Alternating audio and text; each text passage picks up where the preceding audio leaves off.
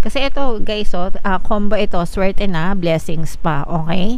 Swerte ka na, mararanasan mo itong mga swerte sa mga blessings mga kapiksi. So mararamdaman mo na unti-unting nagliliwanag yung buhay mo, unti-unting gumagaan, unti-unti mong nararamdaman na maswerte ka, unti-unting nagiging magaan yung pagdadala mo ng kabuhayan mga kapiksi. For some of you, maaaring may mga good news pa kayo na, tsaka yung iba sa inyo guys, sorry, tapusin ko muna.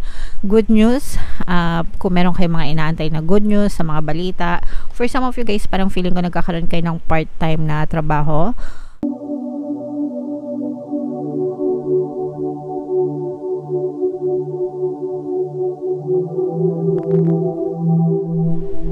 Hello guys, hello Gemini, welcome back to Pinay Pixie Tarot. Ang pamagat ng episode natin for tonight is first quarter kapalaran para ngayong January to March para sa Gemini, Sun, Moon, Rising Sign, and Venus. Meron din tayo mga kapiksi na annual reading, yung yearly kapalaran natin, pera kapalaran, blessings kapalaran, at saka yung para sa first half ng 2024. So lahat ng playlist guys nasa description box, and makikita nyo rin dyan sa ating homepage. So hanapin nyo na lang mga kapiksi para mapanood nyo rin yun. So ito yung para sa first 3 months guys, January, February, March. Bahagi pa rin ng ating 2024 kapalaran series. So sa deck na to, tingnan natin yung mga mensahe sa inyo ng inyong mga gabay. Yes, wow. So very affirmative mga kapiksi. From your spirit guides. By the way mga kapiksi, pag naririnig nyo na medyo sumasabit yung boses ko, pasensya na kayo kasi yung panahon ngayon, di ba? Malamig, mainit, tapos marami rin tayong video on a daily basis, kaya yung boses natin namamaos talaga. Pasensya na kayo. Okay, so yeah, yes mga kapiksi, no? This is a very affirmative confirmation from your guides na yes para sa iyo. Just say yes, just push. Mga kapiksi, sometimes nanonood tayo ng mga tarot readings kasi meron tayong mga particular na yes or no question na gusto nating malaman ng sagot. So yes ang sagot para sa inyo. Kung naguguluhan kayo, yes, yes, yes. So it's a yes for you. Alright? Another message for you, Gemini. How are you being called to step up and lead? So this is the best time para sa inyo mga kapiksi, especially there are some people na parang natural born leaders, no? Kung mapapansin nyo guys, let's say for example yung nag-aaral kayo ng mga elementary, high school, ganyan, pagka may mga group projects kayo, napapansin nyo ba na there are certain people na sila palagi yung ina-appoint na leader ng group, no? Pag may mga group projects, group report, ganyan, yung magre-report sa harap, palaging may leader mga kapiksi. Kung napapansin nyo, sila at sila din yung palagi na ina-assign na mag-lead sa group nyo, no? That's because there are people talaga na natural born leaders sila, parang pinanganak silang ganon. Alright, so for some of you, if you are being called to step up and lead mga kapiksi, lead the way mga kapiksi, okay? And gamitin nyo yan sa mabuting paraan. Make sure na nakakapag-impluensya kayo ng ibang tao sa maayos at magandang paraan, yung magbe-benefit sila mga kapiksi. Alright? And then yung last message for you, Gemini, is take a break. Okay, so kakatapos lang ng break season mga kapiksi, nung holiday season, di ba? Pasko, bagong taon, ganyan. Maraming nag-break, Christmas break.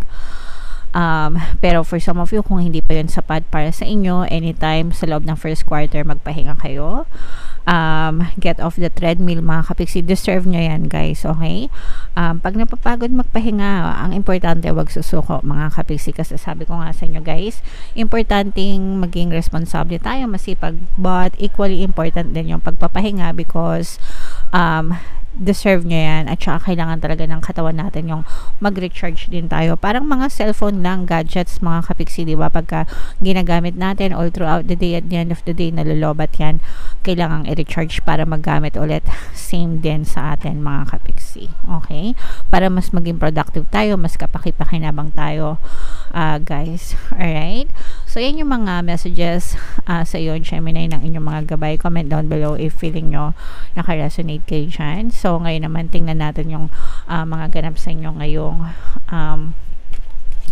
January to March. Shuffle ko to mga kapiksi. Habang sinashuffle ko to, panoorin nyo muna yung video natin regarding sa ating paano mag-manifest ng abundance video course.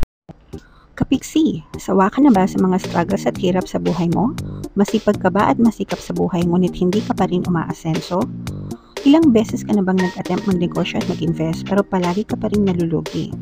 Sa pagkakataon na ito ay maaaring may subconscious beliefs ka na nagiging balakid sa iyong pag-unlad at pagyaman. Introducing, paano mag-manifest ng abundance video course. Dito ay matututunan mong ma-overcome ang mga balakid mo para tuluyan ka ng umunlad, umasenso, sumagana, maging matagumpay, successful at maswerte sa iyong kabuhayan, pera, trabaho, negosyo, salapi at kaperahan ng bonggang-bongga. Dali, mag-send na ng email sa pinoypixitaro@gmail.com at simulan na ang iyong pagyaman ngayon. Alright, so sabay-sabay tayo magpayaman ngayon 2024 mga kapiksi. Mag-avail na kayo ng course, huwag na kayo magpahuli guys. And ngayong January, magbibigay tayo ng 1 free pampaswerte subliminal sa lahat na mag-avail ng course mga kapiksi. Kaya mag-avail na kayo. And meron din tayong email coaching, manifest your desires using the law of attraction. If meron kayo mga specific na gusto nyong i-manifest, pwedeng love and relationship mga kapiksi, pwedeng money or career, pwede kayong magpabook ng email coaching session with me. Mag-send lang kayo guys ng email sa pinoypixitaro@gmail.com. So, Gemini guys, kayo ay represent ng King of Swords sa ating spread. Ito yung positive and negative energy mga kapiksi. Unahin natin yung negative energy, no? Mag-ingat kayo sa mga manduloko, mag-ingat kayo sa mga traitor mga kapiksi, kasi for some of you, I'm sensing na maaaring meron mag-traitor sa inyo guys, and medyo papasakitin nito yung inyong ulo. Sasamantalin nito yung inyong kahinaan mga kapiksi, kaya kung sa kahit anong aspeto ito guys, pwedeng sa trabaho, pwedeng sa business, or pwedeng sa love life, kapamilya, ganyan.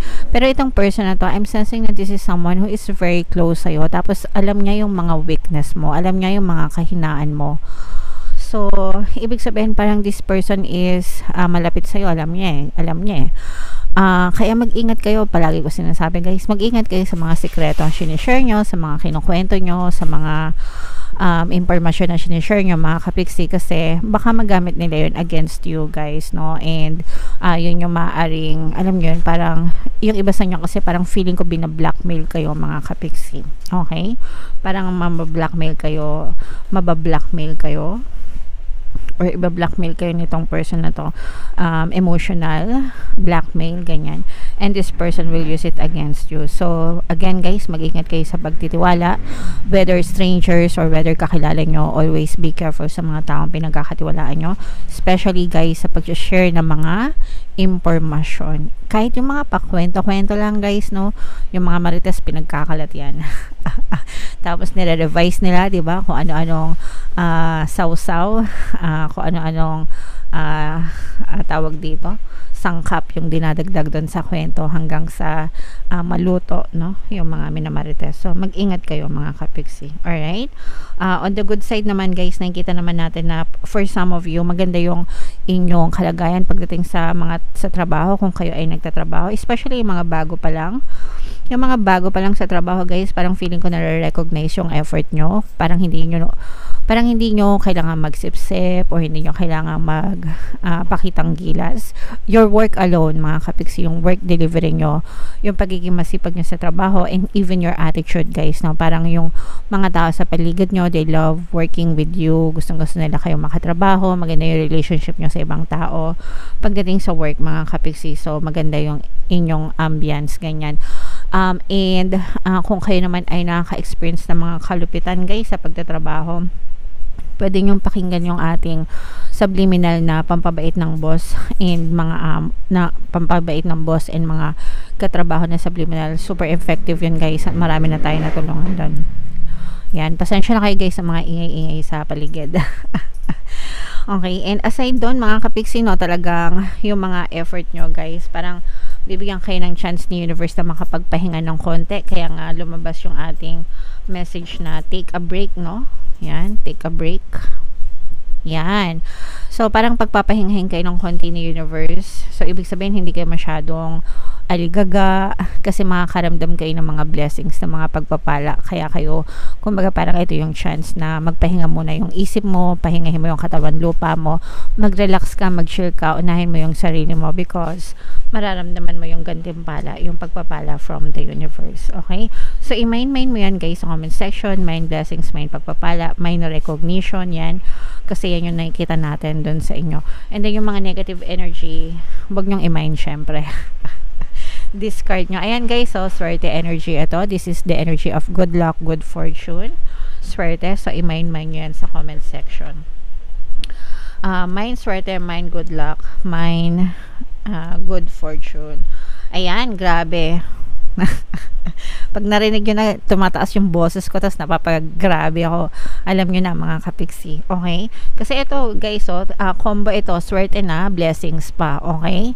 Swerte ka na, mararanasan mo itong mga swerte sa mga blessings mga kapiksi. So mararamdaman mo na unti-unting nagliliwanag yung buhay mo, unti-unting gumagaan, unti-unting mong nararamdaman na maswerte ka, unti-unting nagiging magaan yung pagdadala mo ng kabuhayan mga kapiksi. For some of you, maaaring may mga good news pa kayo na, tsaka yung iba sa inyo guys, sorry, tapusin ko muna.